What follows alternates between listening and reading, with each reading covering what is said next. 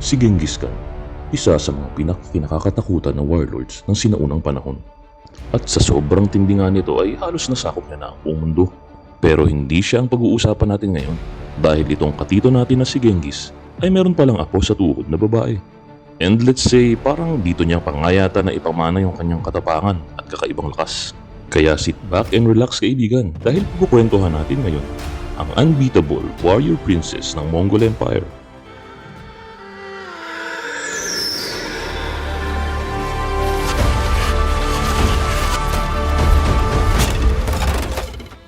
Itabi mo muna Mulan dahil nandito na ang Princess Kutulun o sa wikang Mongol ay Moonlight o Shining Moon. Siya lang naman ang kaapu-apuhan sa tuhod ni Genghis Khan, anak ni Khan Kaidu na pinsan naman ni Kublai Khan. Si Kutulun ay pinanganak noong taong 1260, panahon kung kailan namamayagpag ang lakas ng Persang Mongol sa buong Asia. Sinasabi nga na ang teritoryo nito ay gumagapang mula Russia, China, Korea, Southeast Asia, Persia, India, sa Middle East at magpahanggang Eastern Europe. Ayon nga sa kwento ng kilalang traveler na si Marco Polo ito daw si Kutulun ay talagang pinanganak na may tapang sa dibdib. Sa katunayan nga ay lagi itong nakabuntot sa kanyang ama na si Kaidu saan mang digmaan ito magpunta. At hindi nagpapahuli dahil kasabay ng kanyang 14 na mga kuya, lumaki silang lahat na nahasa sa horseback riding, archery, pagsalakay at wrestling. At sa iba't iba pang ang aktibidad na noong panahon na yun para lang sa mga kalalakihan. Sa sobrang galing nga daw nito ay ginawa pa nga siyang military advisor ng kanyang ama at kasamang nanakop na marami pang teritoryo. Tuluyan na ngang naging matunog ang pangalan ng warrior princess na si Kutulun. Kaya't hindi nakakapagtaka na naging kaakit-akit ito sa mga napakaraming prinsipe o kampyon mula sa iba't ibang kaharian. Pero tila parang ayaw magpatali ng ating bida na si Kutulun dahil kahit anong pilit ng kanyang pamilya ay hindi ito nagpapatinag hanggang sa nakaisip ito ng magandang idea.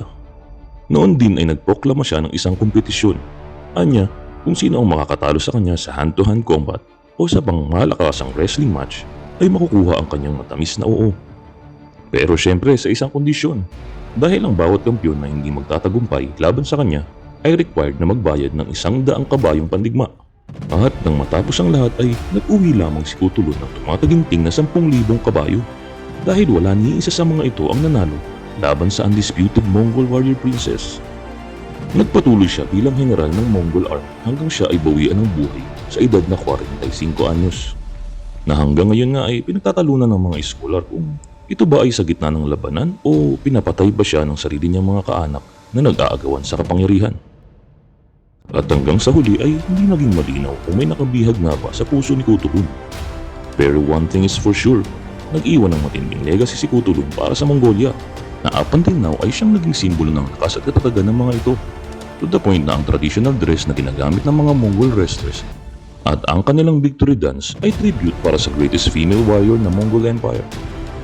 Isang importanteng kontribusyon para sa women's empowerment sa buong mundo na nagpapaalala sa atin na ang lahat ng tao ay may kanya-kanyang galing at kakayahan, anumang lahi, katayuan o kasarian.